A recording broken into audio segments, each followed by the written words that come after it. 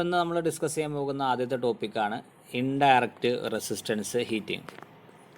അപ്പോൾ ഇന്നലെ നമ്മൾ ഡയറക്റ്റ് റെസിസ്റ്റൻസ് ഹീറ്റിംഗ് പറഞ്ഞിരുന്നു. ഡയറക്റ്റ് റെസിസ്റ്റൻസ് ഹീറ്റിംഗ് എന്ന് പറഞ്ഞാൽ നമുക്കൊരു ചാർജ് പാർട്ടിക്കിൾസ് ചൂടാക്കണം എന്നുണ്ടെങ്കിൽ അല്ലെങ്കിൽ ഹീറ്റ് ചെയ്യണമെന്നുണ്ടെങ്കിൽ ആ ഹീറ്റ് ചെയ്യേണ്ട ചാർജ് പാർട്ടിക്കിൾസിലൂടെ തന്നെ കറണ്ട് കടത്തിവിട്ട് ആ ചാർജ് പാർട്ടിക്കിൾസിൻ്റെ റെസിസ്റ്റൻസ് കാരണം അവിടെ ഒരു ഹീറ്റ് പ്രൊഡ്യൂസ് ചെയ്യുകയാണെങ്കിൽ അത്തരത്തിലുള്ള ഹീറ്റിങ്ങിനെ നമ്മൾ പറയുന്നത് ഡയറക്റ്റ് റെസിസ്റ്റൻസ് ഹീറ്റിംഗ് എന്ന് പറഞ്ഞു. അപ്പോൾ ഇവിടെ ഇൻഡയറക്റ്റ് റെസിസ്റ്റൻസ് ഹീറ്റിംഗ് എന്ന് പറഞ്ഞാൽ നമ്മൾ ഒരിക്കലും ചൂടാക്കേണ്ട ചാർജ് പാർട്ടിക്കിൾസിലൂടെ കറണ്ട് നമ്മൾ കടത്തിവിടുന്നില്ല. പകരം ഇവിടെ ഒരു എക്സ്റ്റേണൽ റെസിസ്റ്റർ ഉപയോഗിക്കുന്നു.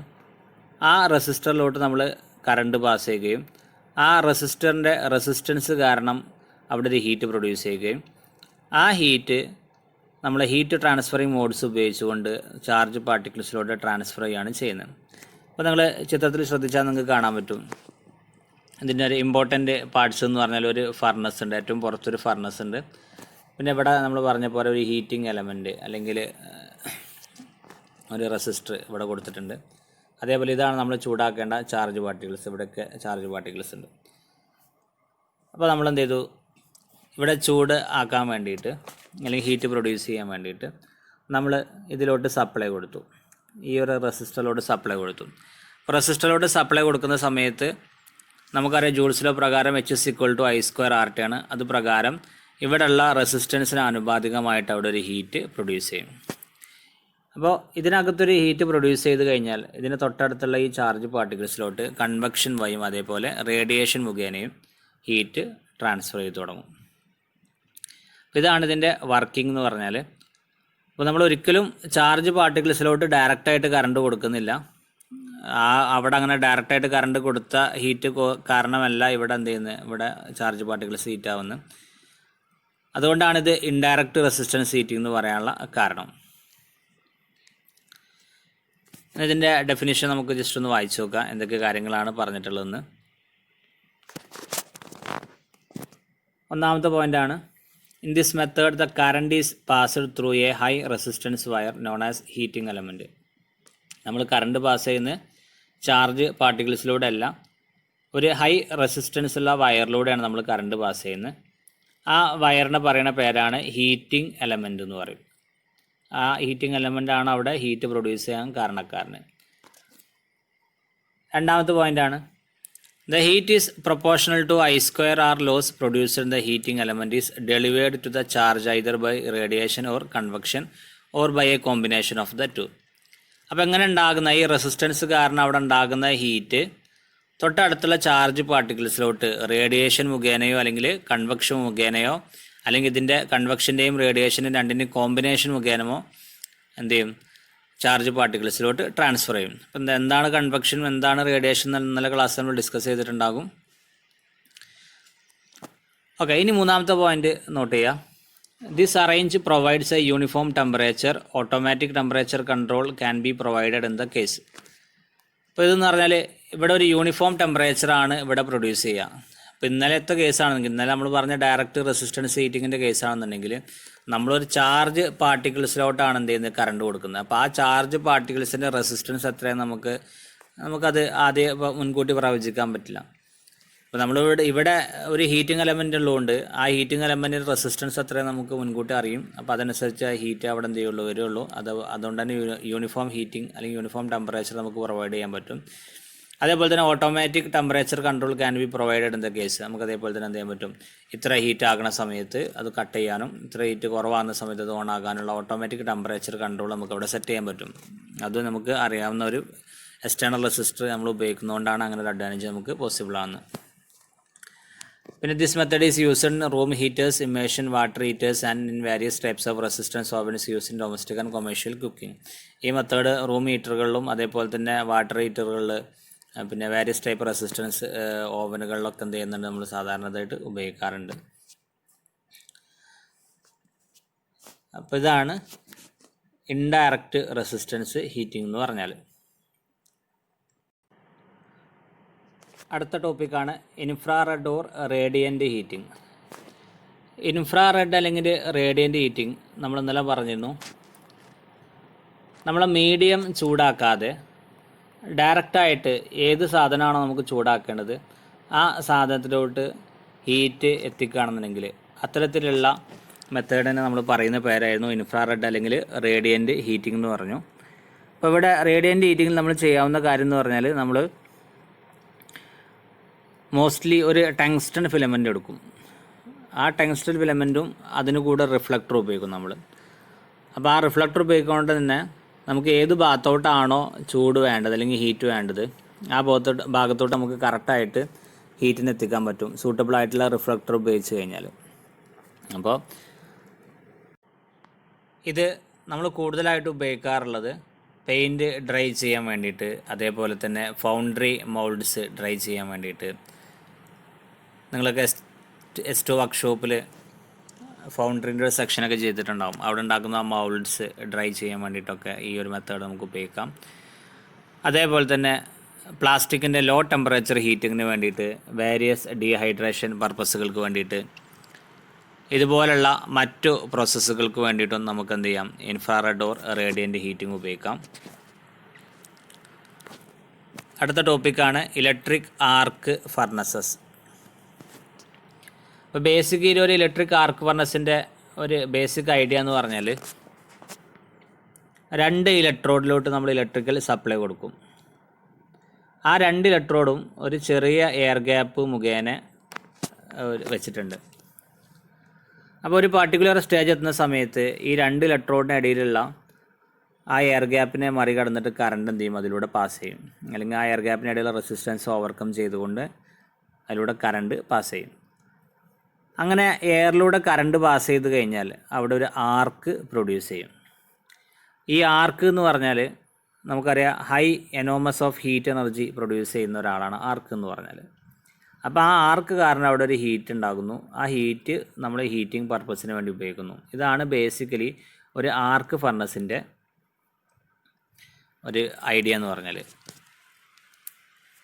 അപ്പോൾ ഈ ഒരു ആർക്ക് ഉണ്ടാകാൻ വേണ്ടിയിട്ട് വെരി ഹൈ വോൾട്ടേജ് വേണം. പക്ഷേ ഒരു പ്രാവശ്യം ആർക്ക് ഉണ്ടായിക്കഴിഞ്ഞാൽ, അതായത് ഈ 2 ഇലക്ട്രോണിനിടയിലുള്ള ആ എയർ ഗ്യാപ്പിലുള്ള റെസിസ്റ്റൻസ് ഓവർകം ചെയ്ത് അതിലൂടെ കറണ്ട് പാസ് ചെയ്ത് അവിടെ ഒരു ആർക്ക് ക്രിയേറ്റ് ചെയ്യാൻ ഹൈ വോൾട്ടേജ് വേണം.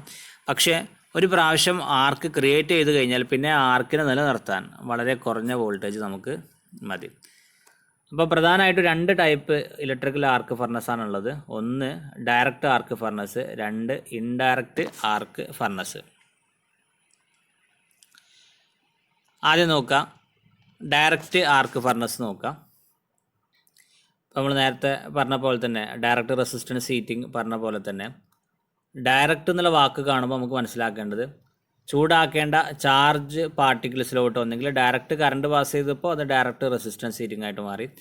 അപ്പോൾ ഇവിടെ ചൂടാക്കേണ്ട ചാർജ് പാർട്ടിക്കിൾസിലോട്ട് ഡയറക്റ്റായിട്ട് ആർക്ക് വരികയെന്നുണ്ടെങ്കിൽ അതുകൊണ്ടാണ് നമ്മളിതിനെ ഡയറക്റ്റ് ആർക്ക് ഫർണസസ് എന്ന് വിളിക്കാനുള്ള കാരണം. അപ്പോൾ ഇവിടെ ഇലക്ട്രോഡുകൾ തമ്മിലല്ല ആർക്ക് പ്രൊഡ്യൂസ് ചെയ്യുന്നത്, ഒരു ഇലക്ട്രോഡും അതേപോലെ ചാർജ് പാർട്ടിക്കിൾസ്, അതായത് ചൂടാക്കേണ്ട അല്ലെങ്കിൽ ചൂടാക്കേണ്ട ചാർജ് പാർട്ടിക്കിൾസ് തമ്മിലാണ് ഒരു ആർക്ക് പ്രൊഡ്യൂസ് ചെയ്യുന്നത്. അപ്പോൾ ആർക്ക് ചാർജ് പാർട്ടിക്കിൾസിനായിട്ട് ഡയറക്റ്റ് കോൺടാക്റ്റ് ഉള്ളതുകൊണ്ട് തന്നെ ഡയറക്റ്റ് ആർക്ക് ഫർണസ് എന്ന് പറഞ്ഞു. ഇതിൻ്റെ കൺസ്ട്രക്ഷൻ ശ്രദ്ധിക്കുക. ഒരു ഫർണസ്, ഏറ്റവും പുറത്തൊരു ഫർണസ് ഉണ്ട്. അതേപോലെ തന്നെ ഇവിടെ ഈ ഫർണസിൻ്റെ അകത്ത് നമ്മൾ ചൂടാക്കേണ്ട ചാർജ് പാർട്ടിക്കിൾസ് വെച്ചിട്ടുണ്ട്. പിന്നെ 2 ഇലക്ട്രോഡ് ഉണ്ട്. ഇലക്ട്രോഡ് സപ്ലൈ കൊടുക്കുന്നുണ്ട്. അപ്പോൾ ഇവിടെ ശ്രദ്ധിക്കുക, ഇതാണ് ആർക്ക് എന്ന് പറഞ്ഞാൽ ഈ ഒരു ഭാഗം ഇവിടെയും കാണാൻ പറ്റും. ഇതാണ് ആർക്ക് എന്ന് പറഞ്ഞാൽ. അപ്പോൾ ഈ ഇലക്ട്രോഡ് ഒരിക്കലും, ഈ കാണുന്ന 2 ഇലക്ട്രോഡുകളും ഒരിക്കലും ഈ ചാർജ് പാർട്ടിക്കിൾസിനായിട്ട് ഡയറക്റ്റ് കോൺടാക്റ്റ് വരുന്നില്ല. അത് ഇങ്ങനെ ഒരു ചെറിയൊരു സെപ്പറേഷൻ, ഈ ഒരു ആർക്കിൻ്റെ ഭാഗത്തുള്ളൊരു സെപ്പറേഷൻ അവിടെ ഉണ്ട്. അപ്പോൾ നമ്മൾ ഇതിലോട്ട് സപ്ലൈ കൊടുക്കുന്ന സമയത്ത് ഇവിടെ സപ്ലൈ കൊടുക്കുമ്പോൾ കറണ്ട് വന്ന് ഈ ഒരു ഗ്യാപ്പിൻ്റെ ഇടയിൽ വരും. ഇവിടെ ഒരു ഗ്യാപ്പിൽ കറണ്ട് വരും. അപ്പോൾ ആ കറണ്ട് വന്ന് കുറച്ച് കഴിയുമ്പോൾ ഈ ഒരു ഗ്യാപ്പിനിടയിലുള്ള റെസിസ്റ്റൻസിനെ ബ്രേക്ക് ചെയ്തുകൊണ്ട് ഇതിനിടയിൽ ഒരു ആർക്ക് പ്രൊഡ്യൂസ് ചെയ്യും. അപ്പോൾ ഇവിടെയും ഒരു ആർക്ക് പ്രൊഡ്യൂസ് ചെയ്തു, അതേപോലെ തന്നെ ഇവിടെയും ഒരു ആർക്ക് പ്രൊഡ്യൂസ് ചെയ്തു. അപ്പോൾ ഈ ആർക്ക് ഈ ചാർജ് പാർട്ടിക്കിൾസിനായിട്ട് ഡയറക്റ്റ് കോൺടാക്റ്റിൽ വരുന്നതുകൊണ്ട് തന്നെ ഈ ഒരു ആർക്കിൻ്റെ ഹീറ്റ് കാരണം ഈ ചാർജ് പാർട്ടിക്കിൾസും ഇവിടെ ചൂടാകാൻ തുടങ്ങും. അപ്പോൾ ഇതാണ് ഡയറക്റ്റ് ആർക്ക് ഫർണസസിൻ്റെ ബേസിക് ആയിട്ടുള്ള വർക്കിംഗ് പ്രിൻസിപ്പിൾ എന്ന് പറഞ്ഞാൽ. അപ്പോൾ നേരത്തെ പറഞ്ഞ പോലെ തന്നെ ഡയറക്റ്റ് ആർക്ക് ഫർണസ് എന്ന് പറയാനുള്ള കാരണം ഇവിടെ ആർക്കും അതേപോലെ തന്നെ ചാർജ് പാർട്ടിക്കിൾസ് തമ്മിൽ ഡയറക്റ്റ് കോണ്ടാക്റ്റാണ് വരുന്നത് എന്നുള്ളതുകൊണ്ടാണ് ആ ഒരു വാക്ക് പറയാനുള്ള കാരണം. ഇനി ഇതിൻ്റെ നമുക്ക് ഓരോ ഡെഫിനിഷൻസ് അല്ലെങ്കിൽ ഓരോ നോട്ട്സ് നോക്കാം. ഒന്നാമത്തെ point, when the supply is given to the electrodes, arcs are produced between the electrode and the charge. Current passes through the charge. അതായത് സപ്ലൈ നമ്മൾ ഇലക്ട്രോഡിലോട്ട് കൊടുക്കുന്ന സമയത്ത് ഒരു ആർക്ക് അവിടെ പ്രൊഡ്യൂസ് ചെയ്യുന്നു. ഇവിടെ ഇലക്ട്രോഡിൻ്റെയും അതേപോലെ ചാർജ് പാർട്ടിക്കിൾസിൻ്റെ ഇടയിൽ ഒരു ആർക്ക് പ്രൊഡ്യൂസ് ചെയ്തു. അങ്ങനെ കറണ്ട് എന്ത് ചെയ്യും? ചാർജ് പാർട്ടിക്കിൾസിലൂടെ പാസ് ചെയ്യുന്നു. രണ്ടാമത്തെ point, charge acts as one of the electrode and the charge is heated by producing arc between the electrodes and the charge. ഇവിടെ രണ്ട് ഇലക്ട്രോഡുകൾ തമ്മിലല്ല ആർക്ക് പ്രൊഡ്യൂസ് ചെയ്യുന്നത്. ഇവിടെയുള്ള ചാർജ് പാർട്ടിക്കിൾസ് ഒരു ഇലക്ട്രോഡ് പോലെ ആക്ട് ചെയ്തുകൊണ്ട് ആ ഇലക്ട്രോഡിൻ്റെയും ഈ ചാർജ് പാർട്ടിക്കിൾസിൻ്റെ ഇടയിലാണ് ഇവിടെ ഒരു ആർക്ക് പ്രൊഡ്യൂസ് ചെയ്യുന്നത്. അതാണ് രണ്ടാമത്തെ പോയിന്റ് പറഞ്ഞ്. മൂന്നാമത്തെ point, since the arc in direct contact the charge and heat is also produced by flow of current through charge itself, charge can be therefore heated is highest temperature. അപ്പോൾ ഇവിടെ രണ്ട് രീതിയിൽ heat produce ചെയ്യുന്നുണ്ട്. ഒന്നാമത്തെ രീതി എന്ന് പറഞ്ഞാൽ heat ആർക്ക് മുഖേന ഉണ്ടാകുന്ന ഹീറ്റ് കാരണം ഇവിടെ ഒരു ഹീറ്റ് പ്രൊഡ്യൂസ് ചെയ്യും. ആ ഹീറ്റ് കാരണം ചാർജ് പാർട്ടിക്കിൾസ് ചൂടാകും. അതേപോലെ തന്നെ പിന്നെ അവിടെ ആർക്ക് പ്രൊഡ്യൂസ് ചെയ്താൽ അതിലൂടെ കറണ്ട് ചാർജ് പാർട്ടിക്കിൾസിലൂടെയും കറണ്ട് പാസ് ചെയ്യാൻ കാരണമാകും. അപ്പോൾ ചാർജ് പാർട്ടിക്കിൾസിലൂടെ കറണ്ട് പാസ് ചെയ്യുന്ന സമയത്ത് ഈ ചാർജ് പാർട്ടിക്കിൾസിൻ്റെ റെസിസ്റ്റൻസ് കാരണം അവിടെ ഒരു ഹീറ്റ് പ്രൊഡ്യൂസ് ചെയ്യുന്നുണ്ടാകും. അപ്പോൾ ഈ രണ്ട് കാരണം കൊണ്ടും ഹീറ്റ് പ്രൊഡ്യൂസ് ചെയ്യുന്നതുകൊണ്ട് തന്നെ അവിടെ ഒരു ഹയസ്റ്റ് ടെമ്പറേച്ചറിലുള്ള ഹീറ്റ് നമുക്ക് പ്രൊഡ്യൂസ് ചെയ്യാൻ പറ്റും. അപ്പോൾ അതിൻ്റെ അഡ്വാൻറ്റേജ് ആയിട്ട് പറയുന്ന കാര്യമാണ്. ഇനി ഇതിൻ്റെ മോസ്റ്റ് കോമൺ ആപ്ലിക്കേഷൻ എന്ന് പറഞ്ഞാൽ നമ്മൾ സ്റ്റീലൊക്കെ പ്രൊഡ്യൂസ് ചെയ്യാൻ വേണ്ടിയിട്ടാണ് ഇത് സാധാരണ നമ്മൾ ഉപയോഗിക്കാറുള്ളത്. ഇതാണ് ഡയറക്റ്റ് ആർക്ക് ഫർണസ് എന്ന് പറഞ്ഞാൽ, അല്ലെങ്കിൽ ഇതിൻ്റെ ബേസിക് വർക്കിങ്ങും അതേപോലത്തെ ഇതിൻ്റെ കൺസ്ട്രക്ഷനും. ഇനി അടുത്ത ഭാഗം നോക്കാം, ഇൻഡയറക്റ്റ് ആർക്ക് ഫർണസ് നോക്കാം. അപ്പോൾ ഇൻഡയറക്റ്റ് ആർക്ക് ഫർണസ് എന്ന് പറഞ്ഞാൽ നമ്മൾ നേരത്തെ പറഞ്ഞ പോലെ തന്നെ ഇൻഡയറക്റ്റ് എന്നുള്ള വാക്ക് നമ്മൾ ഉപയോഗിക്കുമ്പോൾ ഇവിടെ ഉണ്ടാകുന്ന ആർക്ക് ഒരിക്കലും ഡയറക്റ്റായിട്ട് ചാർജ് പാർട്ടിക്കിൾസിനായിട്ട് കോണ്ടാക്റ്റ് വരില്ല. അപ്പോൾ ഇവിടെ ഈ ഒരു ഫിഗർ ശ്രദ്ധിക്കുക. ഇതിൽ ഒരു ഫർണസ് ഉണ്ട്, ഫർണസിനകത്ത് രണ്ട് ഇലക്ട്രോഡ് ഉണ്ട്, ഇവിടെ ചാർജ് പാർട്ടിക്കിൾസും ഉണ്ട്. അപ്പോൾ നമ്മൾ എന്ത് ചെയ്യും? ഈ രണ്ട് ഇലക്ട്രോഡിലോട്ടും നമ്മൾ സപ്ലൈ കൊടുക്കും. ഈ രണ്ട് ഇലക്ട്രോഡ് തമ്മിൽ ഇവിടെ ഒരു ഗ്യാപ്പ് ഉണ്ട്. അപ്പോൾ സപ്ലൈ കൊടുക്കുന്ന സമയത്ത് ഈ ഒരു ഗ്യാപ്പിൻ്റെ ഇടയിലുള്ള എയറിൻ്റെ റെസിസ്റ്റൻസ് ബ്രേക്ക് ചെയ്തുകൊണ്ട് അതിനിടയിൽ ഒരു ആർക്ക് പ്രൊഡ്യൂസ് ചെയ്യും. അപ്പോൾ ഈ ഒരു ആർക്ക് പ്രൊഡ്യൂസ് ചെയ്ത് കഴിഞ്ഞാൽ ഈ ഒരു ആർക്കിൻ്റെ ഹീറ്റ് കാരണം താഴെയുള്ള ചാർജ് പാർട്ടിക്കിൾസ് ചൂടാകാൻ തുടങ്ങും. ഇതാണ് ഇൻഡയറക്റ്റ് ആർക്ക് ഫർണസിൻ്റെ വർക്കിംഗ് എന്ന് പറഞ്ഞാൽ. ഇപ്പോൾ ഇവിടെ ഉള്ളൊരു പ്രശ്നം എന്ന് പറഞ്ഞാൽ ഈ ഒരു ആർക്ക് മേൽഭാഗത്താണ്, ഇവിടെയാണ് ഉണ്ടാകുന്നത്. അപ്പോൾ ഈ ഭാഗത്തുള്ള ഒരു ചാർജ് പാർട്ടിക്കിൾസിനായിരിക്കും ഏറ്റവും കൂടുതൽ ചൂട് അനുഭവപ്പെടുക. അപ്പോൾ തൊട്ട് താഴെയുള്ള ഇവിടേക്കുള്ള ചാർജ് പാർട്ടിക്കിൾസിന് ഈ ചൂട് പിന്നെ എത്താൻ കുറച്ച് ബുദ്ധിമുട്ടാണ്. അല്ലെങ്കിൽ ഇത് റേഡിയേഷൻ മുഖേന അല്ലെങ്കിൽ കൺവെക്ഷൻ മുഖേനയൊക്കെ മെല്ലെ എന്ത് ചെയ്യുള്ളൂ എത്തുള്ളൂ. അപ്പോൾ ഏറ്റവും കൂടുതൽ ചൂട് ഇതിന് ഏറ്റവും അടുത്തുള്ള ഈ ഒരു ചാർജ് പാർട്ടിക്കിൾസ് ആയിരിക്കും കിട്ടുന്നുണ്ടാവാം. അതുകൊണ്ട് തന്നെ എല്ലാ ഭാഗത്തും ചൂട് കിട്ടാൻ വേണ്ടിയിട്ട് നമ്മൾ എന്ത് ചെയ്യും? ഇത് ഒന്ന് മെക്കാനിക്കലി ഇങ്ങനെ റോക്ക് ചെയ്ത് കൊടുക്കും, ചെറുതായിട്ടൊന്ന് ഇങ്ങനെ കുലുക്കി കൊടുക്കും ഈ ഒരു ഫർണസ്. അപ്പോൾ കുലുക്കി കൊടുക്കുന്ന സമയത്ത് അല്ലെങ്കിൽ വൈബ്രേഷൻ കൊടുക്കുന്ന സമയത്ത് ഈ ചാർജ് പാർട്ടിക്കിൾസ് അങ്ങോട്ടും ഇങ്ങോട്ടും ഇങ്ങനെ ഇളകി എല്ലാ ഭാഗത്തും എന്ത് ചെയ്യും? ഹീറ്റ് എത്താനുള്ള ഒരു സാധ്യത കിട്ടും. അതാണ് നമ്മൾ ഇൻഡയറക്റ്റ് ആർക്ക് ഫർണസിൽ ചെയ്യാറുള്ളത്. ഇത് അല്ലെങ്കിൽ അങ്ങനെ ചെയ്യാതിരുന്നു കഴിഞ്ഞാൽ നമുക്ക് ഒരു ഭാഗത്ത് മാത്രം കൂടുതൽ ഹീറ്റ് എത്തുകയും താഴെയുള്ള ഭാഗത്തും മറ്റു ഭാഗങ്ങളൊന്നും ഹീറ്റ് എത്താതിരിക്കുകയും ചെയ്യും. അപ്പോൾ അതിന് വേണ്ടിയിട്ട് നമ്മൾ എന്ത് ചെയ്യും? സാധാരണ ഒന്ന് വൈബ്രേറ്റ് ചെയ്ത് കൊടുക്കും എന്തെങ്കിലും ഒരു സിസ്റ്റം ഉപയോഗിച്ചുകൊണ്ട്. അപ്പോൾ ഇതാണ് ഇൻഡയറക്റ്റ് ആർക്ക് ഫർണസ് എന്ന് പറഞ്ഞാൽ, അല്ലെങ്കിൽ ഇൻഡയറക്റ്റ് ആർക്ക് ഫർണസിൻ്റെ വർക്കിങ്ങും അതേപോലെ കൺസ്ട്രക്ഷനും. ഇനി ഇതിൻ്റെ നോട്ട് നമ്മൾ ജസ്റ്റ് ഒന്ന് നോക്കാം.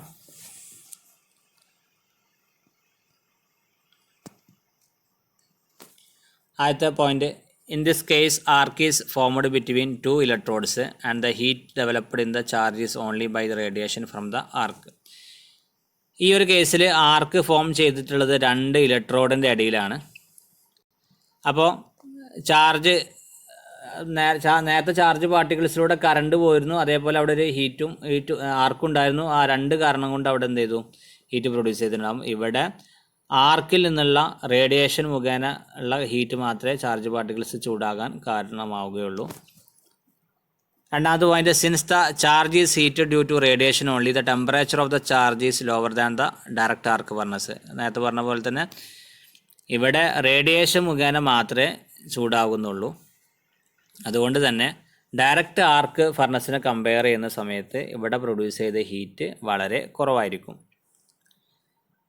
മൂന്നാമത്തെ പോയിൻ്റാണ്, as current does not flow through the charge there is no inherent stirring action provided and the furnace must be rocked mechanically. അപ്പോൾ മൂന്നാമത്തെ പോയിന്റ് നമ്മൾ പറഞ്ഞത്, ഈ കറണ്ട് ഇവിടെ ഉണ്ടാകുന്ന ആർക്ക് മുഖേന ഉണ്ടാകുന്ന ആർക്ക് പ്രൊഡ്യൂസ് ചെയ്യുന്നത് ചാർജ് പാർട്ടിക്കിൾസിന് ഡയറക്റ്റ് അല്ലാത്തത് കൊണ്ട് തന്നെ ചാർജ് പാർട്ടിക്കിൾസിലൂടെ ഡയറക്റ്റ് കറണ്ട് പാസ് ചെയ്യുന്നില്ല, അല്ലെങ്കിൽ ചാർജ് പാർട്ടിക്കിൾസിനകത്തൂടെ കറണ്ട് പാസ് ചെയ്യുന്നില്ല. അതുകൊണ്ട് തന്നെ എല്ലാ ഭാഗത്തോട്ടും യൂണിഫോമായിട്ട് ഹീറ്റ് എത്തണമെന്നുണ്ടെങ്കിൽ ഇത് മെക്കാനിക്കലി നമ്മളൊന്ന് റോക്ക് ചെയ്ത് കൊടുക്കേണ്ടി വരും. എങ്കിൽ മാത്രമേ എല്ലാ ഭാഗത്തും ഇത് ഒരേപോലെ ഹീറ്റ് എത്തുകയുള്ളൂ. അതാണ് അടുത്ത ഈ ഒരു പോയിന്റിൽ പറഞ്ഞിട്ടുള്ളത്. അപ്പോൾ അങ്ങനെ റോക്ക് ചെയ്യാൻ വേണ്ടിയിട്ട് നമ്മളൊന്ന് ഉപയോഗിക്കും. നാലാമത്തെ പോയിന്റിൽ, an electric motor is used to operate suitable grinders and rollers to provide rocking action to the furnace. അപ്പോൾ നമ്മൾ ഒരു ഇലക്ട്രിക്കൽ മോട്ടർ ഉപയോഗിക്കും, ഒരു സ്യൂട്ടബിൾ ഗ്രൈൻഡർ അതേപോലെ തന്നെ റോളറും വർക്ക് ചെയ്യിക്കാൻ വേണ്ടിയിട്ട് ഒരു സ്യൂട്ടബിളായ ഇലക്ട്രിക്കൽ മോട്ടർ ഉപയോഗിക്കും. അപ്പോൾ ആ മോട്ടർ ഉപയോഗിച്ച് ഈ ഗ്രൈൻഡറും അതേപോലെ റോളറും വർക്ക് ചെയ്യുന്ന സമയത്ത് അവിടെ ഒരു റോക്കിംഗ് ആക്ഷൻ ഈ ഫർണസിന് കിട്ടും. അപ്പോൾ താഴെയുള്ള ചാർജ് പാർട്ടിക്കിൾസ് മുകളിൽ പോകും, മുകളിലുള്ള ചാർജ് പാർട്ടിക്കിൾസ് താഴെ വരും. അപ്പോൾ ഇങ്ങനെ കറക്റ്റായിട്ട് എല്ലാ ഭാഗത്തോടും കിട്ടിക്കൊണ്ടിരിക്കും. ഇനി ഇതിൻ്റെ മെയിൻ ആപ്ലിക്കേഷൻ എന്ന് പറഞ്ഞാൽ നോൺ ഫെറസ് ആയിട്ടുള്ള മെറ്റൽസ് മെൽറ്റ് ചെയ്യാൻ വേണ്ടിയിട്ടാണ് ഇത് കൂടുതലായിട്ട് നമ്മൾ ഉപയോഗിക്കാറുള്ളത്. ഇതാണ് ഇൻഡയറക്റ്റ് ആർക്ക് ഫർണസിൻ്റെ വർക്കിങ്ങും അതേപോലെ തന്നെ അതിൻ്റെ കൺസ്ട്രക്ഷൻ എന്ന് പറഞ്ഞാൽ. അപ്പോൾ അടുത്ത ഭാഗം ശ്രദ്ധിക്കുക. അടുത്ത ടോപ്പിക്കാണ് ഇൻഡക്ഷൻ ഹീറ്റിംഗ്. ഇതൊരു ഹൈ ഫ്രീക്വൻസി ഹീറ്റിംഗ് ആണ്. ഇൻഡക്ഷൻ ഹീറ്റിംഗ് എന്ന് പറഞ്ഞാൽ നമ്മൾ ഇലക്ട്രോ മാഗ്നറ്റിക് ഇൻഡക്ഷൻ മുഖേന ഉണ്ടാകുന്ന കറണ്ട് ഉപയോഗിച്ചുകൊണ്ട് നമ്മൾ ഹീറ്റ് ചെയ്യുകയാണെന്നുണ്ടെങ്കിൽ അത്തരത്തിലുള്ള ഹീറ്റിങ്ങിന് പറയുന്ന പേരാണ് ഇൻഡക്ഷൻ ഹീറ്റിംഗ് എന്ന് പറയും.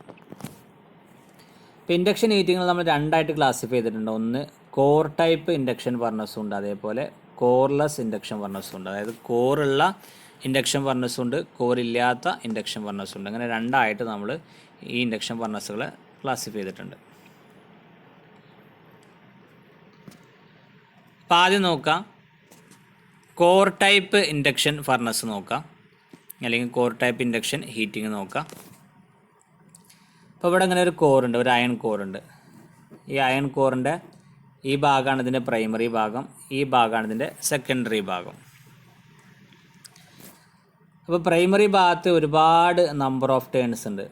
ഇതിൻ്റെ വൈൻഡിങ്ങിൽ നോക്കിയാൽ കാണാൻ പറ്റും, ഒരുപാട് നമ്പർ ഓഫ് ടേൺസ് ഉണ്ട്. സെക്കൻഡറി വൈൻഡിങ്ങിൽ ഒരൊറ്റ നമ്പർ ഓഫ് ടേൺസ് മാത്രമേ ഉള്ളൂ, ഒറ്റ നമ്പർ ഓഫ് ടേൺസ് മാത്രമേ കൊടുത്തിട്ടുള്ളൂ. ആ നമ്പർ ഓഫ് ടേൺസിൽ അല്ലെങ്കിൽ ആ ഒരു ടേണിൽ ആ ഒരു വൈൻഡിങ്ങിൽ നമ്മൾ എന്ത് ചെയ്തിട്ടുണ്ട്, ഒരു ആനുലാർ ഹെർത്ത്, ഒരു പാത്രം വെച്ചിട്ടുണ്ട്. എന്നിട്ട് എന്ത് ചെയ്യും, ഇതിൻ്റെ ഉള്ളിൽ ഈ പാത്രത്തിനകത്ത് നമുക്ക് ചൂടാക്കേണ്ട സാധനം വെക്കും. എന്ത് സാധനമാണ് നമുക്ക് ചൂടാക്കേണ്ടത്, ആ ചൂടാക്കേണ്ട സാധനത്തിൽ വെക്കും.